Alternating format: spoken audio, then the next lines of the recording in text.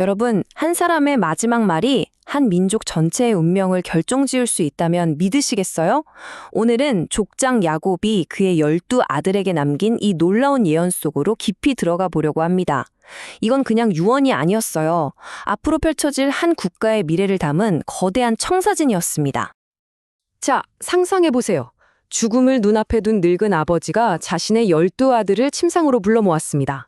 그런데 이 아들들은 그냥 평범한 아들들이 아니었죠. 이스라엘이라는 거대한 민족을 이끌 12지파의 시조들이었습니다. 바로 지금 야곱의 입에서 나오는 말 한마디 한마디가 수천 년의 역사를 뒤흔들게 됩니다. 야곱은 왜 아들들을 불렀을까요? 그냥 마지막으로 얼굴 보고 작별 인사나 하려고? 아니면 그들의 어깨에 짊어질 민족 전체의 운명에 대한 뭔가 훨씬 더 거대한 계획이 있었던 걸까요? 바로 이 구절에 그 답이 있습니다. 야곱의 목적은 단순한 작별이 아니었어요. 후일에 당할 일, 즉 마지막 날에 일어날 일을 예언하겠다는 거였죠. 이건 단순히 아들들의 미래를 점쳐주는 수준이 아니라 그 후손들이 겪어들 역사의 큰 흐름, 그 끝에 관한 이야기였습니다. 아버지가 아들에게 하는 말을 넘어서 하늘의 뜻을 전하는 순간이었던 거죠. 자, 그런데 이 예언 시작부터 좀 충격적입니다. 축복이 아니라 실격 선언부터 하거든요. 당연히 리더가 되어야 할 첫째, 둘째, 셋째 아들이 왜 그 자격을 잃게 되는지, 그들의 과거가 어떻게 미래의 발목을 잡았는지 한번 살펴보겠습니다. 첫째 아들 르우벤, 원래대로라면 모든 걸 가져야 할 사람이었습니다. 고대 사회에서 장자의 권리라는 건 정말 어마어마했거든요. 유산도 2배로 받고 가족의 영적인 리더가 되고 형제들을 다스리는 권위까지. 그야말로 모든 걸 손에 쥔 남자였죠. 하지만 야곱은 르우벤을 끓어오르는 물 같다고 표현해요. 이게 무슨 뜻일까요? 통제 불가능한 격정과 욕망, 바로 그걸 상징하는 겁니다.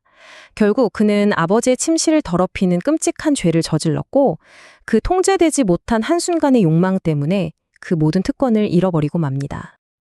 이 실격은 르우벤 한 명으로 끝나지 않았습니다. 둘째 시므온과 셋째 레위도 마찬가지였어요. 르우벤의 문제가 통제 불가능한 욕망이었다면 이 형제들의 문제는 통제 불가능한 분노였습니다. 세겜에서 벌인 그 잔혹한 학살극, 그 일 때문에 그들 역시 리더의 자격에서 멀어지게 된 거죠. 그 폭력적인 분노에 대한 대가는 정말 혹독했습니다. 야곱은 그들이 이스라엘 안에서 나뉘고 흩어질 것이라고 예언해요. 이건 자신들만의 땅을 갖지 못하게 될 거라는 저주나 다름없었죠. 그리고 놀랍게도 역사는 정말 그렇게 흘러갑니다.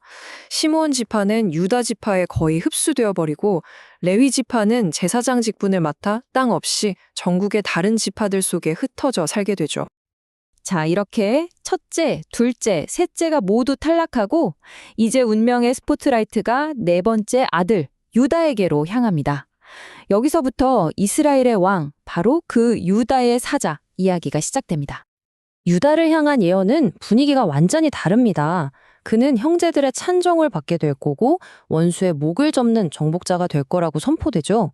이건 그냥 너 참 잘났다는 칭찬이 아니에요. 바로 유다 지파에서 이스라엘을 다스릴 왕이 나올 거라는 선언입니다. 그리고 마침내 성경 전체를 통틀어 가장 중요한 예언 중 하나가 나옵니다. 왕의 권위를 상징하는 지팡이, 콜이 유다를 떠나지 않을 거라는 겁니다. 그의 통치권이 계속 이어질 거라는 거죠. 하지만 여기 조건이 붙습니다. 실로가 오실 때까지. 이 실로라는 미스테리한 존재의 등장은 이스라엘 역사를 관통하는 가장 위대한 약속이 됩니다. 그럼 이 실로는 대체 누굴까요? 정말 많은 학자들이 이 단어를 평화를 가져오는 자, 바로 메시아를 가리킨다고 봅니다. 그러니까 유다 지파의 왕권이 결국에는 온 인류에게 진정한 평화를 가져다 줄 그 메시아에게로 이어진다는 정말 스케일이 어마어마한 예언인 거죠. 자, 왕의 이야기는 잠시 접어두고요. 이제 고난을 이겨낸 또 다른 주인공 요셉의 이야기로 넘어가 보겠습니다. 야곱은 다른 아들들의 운명도 예언했지만 왕권을 받은 유다와 함께 가장 큰 축복을 받은 이가 바로 이 요셉이었습니다. 그의 삶은 역경 속에서도 꺾이지 않는 힘과 축복이 뭔지 제대로 보여줍니다. 요셉의 인생은 정말 한편의 드라마 같죠? 첫 단계, 그는 형제들의 미움이라는 화살에 맞아 구덩이에 던져집니다. 하지만 두 번째 단계, 그는 그 공격 속에서 쓰러지는 게 아니라 오히려 신의 손에 붙들려 더 강해지죠. 그리고 마침내 세 번째 단계, 그는 모든 담을 훌쩍 넘어 뻗어나가는 무성한 가지처럼 상상도 못할 축복과 번영을 누리게 됩니다. 담을 넘는 무성한 가지라는 축복, 이게 구체적으로 어떻게 이루어졌을까요? 정말 놀랍게도요, 요셉의 두 아들인 에브라임과 므낫세가 각각 하나의 완전한 지파로 인정을 받게 됩니다. 그러니까 요셉 한 명으로부터 장자의 권리인 두 배의 축복, 즉 두 개의 지파가 탄생한 겁니다. 자, 이렇게 민족의 미래에 대한 거대한 예언을 모두 마친 야곱. 이제 그는 한 명의 아버지로서 가장 개인적이고 또 간절한 마지막 부탁을 남깁니다. 바로 자신의 마지막 안식처에 대한 이야기입니다. 야곱의 마지막 유언은 땅에 대한 것이었습니다. 이집트의 부와 권력이 아니라 그의 조상들이 묻혀있는 그 약속의 땅 가나안이었죠. 그의 마음과 정체성이 어디에 뿌리내리고 있는지를 보여주는 마지막 고백이었습니다.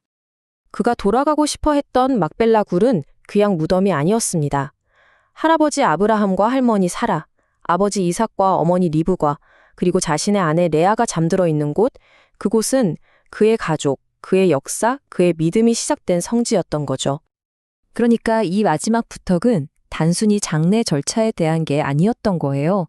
이것은 이 땅이 바로 하나님이 우리에게 주신 땅이라는 믿음의 선포였습니다. 그리고 후손들에게는 너희는 절대 이 약속을 잊지 말고 반드시 돌아와야 한다고 온몸으로 새기는 마지막 가르침이었던 셈이죠. 한 사람의 마지막 말이 수천 년의 역사를 움직이는 거대한 예언이 되었습니다. 야곱의 이야기는 오늘 우리에게 묻고 있는 것 같습니다. 우리가 남기는 말, 우리가 물려주는 유산은 과연 어떤 미래를 만들어갈까요? 한 아버지의 마지막 말이 가진 이 진정한 힘, 여러분은 무엇이라고 생각하십니까?